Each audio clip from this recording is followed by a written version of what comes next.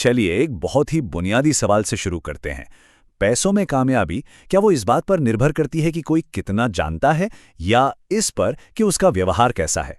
Morgan Housel की जो किताब है ना, द साइकोलॉजी ऑफ मनी, वो इसी सवाल का बड़ा दिलचस्प जवाब देती है। और इसकी शुरुआत होती है, आप सोचिए, दो बिल्कुल अलग अलग कहानियों से। एक तरफ थे रोनाल्ड रीड, एक आम से चौकीदार जिन्होंने अपनी पूरी जिंदगी बड़े सब्र से पैसे बचाए और जब वो गुजरे तो अपने पीछे $8 मिलियन की संपत्ति छोड़ गए। और दूसरी तरफ रिचर्ड फस्कॉन, हार्वर्ड से पढ़े लिखे एग्जीक्यूटिव, जो बहुत ज्यादा लालच और बड़े बड़े दांव लगाने के चक्कर में जानते हैं क्या हुआ? दिवालिया हो गए। तो बात यह है कि असली खेल बैंक खाते का है ही नहीं, ये सब दिमाग में शुरू होता है। पैसे के साथ किसी का रिश्ता कैसा बनेगा, ये पूरी तरह उसकी सोच पर निर्भर करता है। देखिए, हम सब अपने पैसों से जुड़े फैसले कैसे लेते हैं। दुनिया को लेकर हमारे जो अपने बहुत ही अनोखे और सच कहूं तो सीमित अनुभव होते हैं ना, उन्हीं के आधार पर। तो इसका मतलब क्या हुआ? सीधा सा मतलब है कि जो फैसला एक इंसान को बिल्कुल सही लगता है, वही दूसरे को एकदम पागलपन लग सकता है। एक मिसाल लेते हैं। सोचिए कोई ऐसा है जिसने बचपन में गरीबी देखी हो। उसके लिए रिस्क का मतलब उस इंसान से बिल्कुल अलग होगा जो एक अमीर बैंकर के घर में पला बड़ा है। अब इसमें से कोई भी गलत या पागल नहीं है, बस दोनों के तजुर्बे, उनकी दुनिया बिल्कुल अलग है। अच्छा, अब एक बहुत ही खतरनाक मनोवैज्ञानिक जाल की बात करते हैं। यह है गोल पोस्ट को लगातार आगे बढ़ाते रहना, मतलब कभी संतुष्ट ना होना। सच तो यह है कि यह समझ जाना कि बस अब काफी है, अपने आप में एक बहुत बहुत बड़ा फाइनेंशियल स्किल है। इसके लिए रजत गुप्ता की कहानी से बेहतर क्या हो सकता है, जो मैकेंसी के पूर्व सीईओ थे। सोचिए, उनके पास वो सब कुछ था जिसका लोग बस सपना ही देख सकते हैं। करोड़पति थे वो, लेकिन उनके लिए ये काफी नहीं था। और यही कहानी हमें दिखाती है कि कैसे और ज्यादा की भूख इंसान को बर्बाद कर सकती है, भले ही वो कामयाबी के शिखर पर क्यों न बैठा हो। अरबपति बनना था उन्हें, और इसी चाहत में उन्होंने इनसाइडर ट्रेडिंग जैसा संगीन जुर्म किया। नतीजा? जेल। तो यहीं पर एक बहुत बड़ा फर्क समझना जरूरी हो जाता है। अमीर होने और संपन्न होने में क्या अंतर है? ये दो अलग अलग बातें हैं। देखिए, अमीरी जो है ना, वो दिखती है, महंगी कार, बड़ा सा घर, ये आज की कमाई है। लेकिन संपन्नता वो दौलत है जो दिखती नहीं। ये वो पैसा है जिसे खर्च नहीं किया गया, जिसे बचाया गया है, और यही पैसा भविष्य में आज़ादी और विकल्प देता है।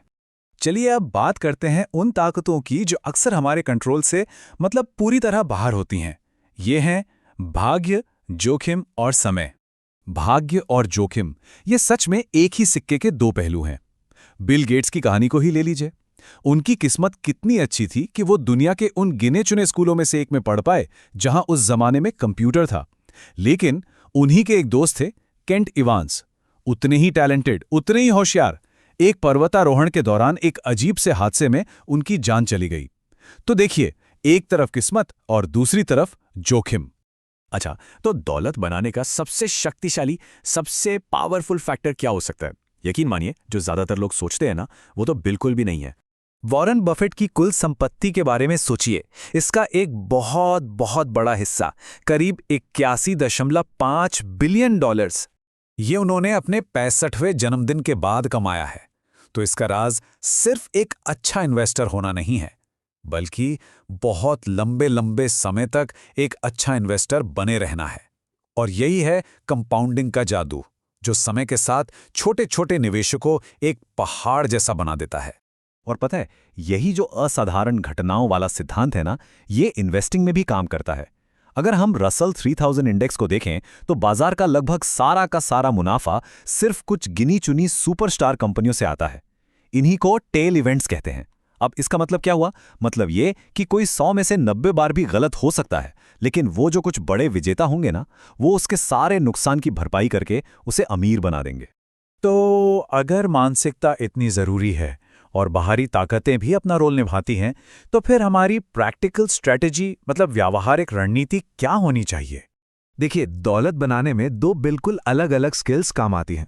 पहला, अमीर बनना।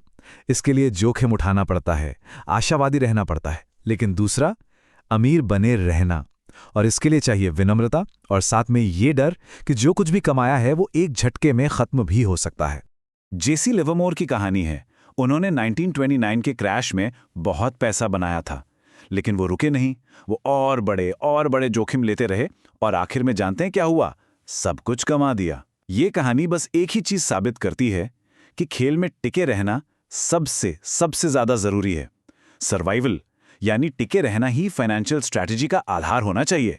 लेकिन सवाल है, खेल में टिके क्यों रहना है? क्योंकि दौलत का सबसे बड़ा फायदा वो महंगी चीजें नहीं है। सबसे बड़ा फायदा है अपने समय पर पूरा कंट्रोल होना।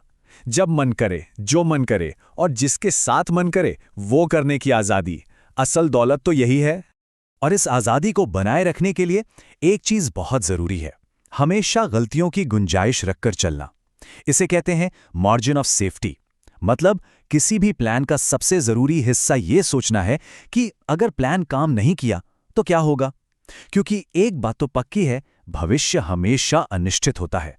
तो चलिए, अब पैसों के बारे में इस नए नज़रिए से हमें जो सबसे ज़रूरी सबक मिले हैं उन्हें एक साथ समेट लेते हैं।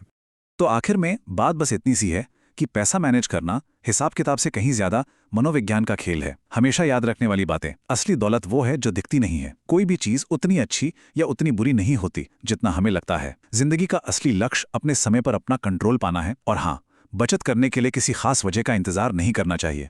बस हमेशा आने वाली मुश्किलों के लिए तैयार रहना चाहिए। और ये सारी बातें हमें एक आखिरी सवाल पर लाके छोड़ देती हैं।